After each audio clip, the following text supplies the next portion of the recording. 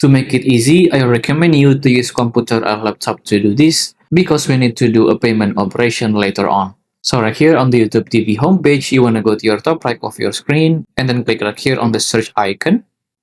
And then you want to search for the specific movie on YouTube TV to check the availability of that film. So for example, I'm going to search for Iron Man.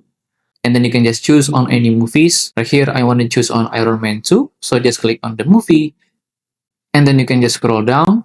And then right here, you want to click on this little arrow under the title of the movie. So just click on it. And then right here, on the rent or buy, you want to click on it. And then you can just choose to rent or buy the movie.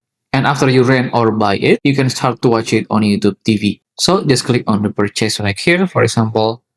And then you can complete your purchase by your credit or debit card or even your PayPal. So just click on pay now. If you still have any question, just comment down below and I will try my best to assist and help you guys. And that's how to watch a film or movie on YouTube TV without any YouTube TV subscription or add-on. If you find this video useful, please consider like and subscribe.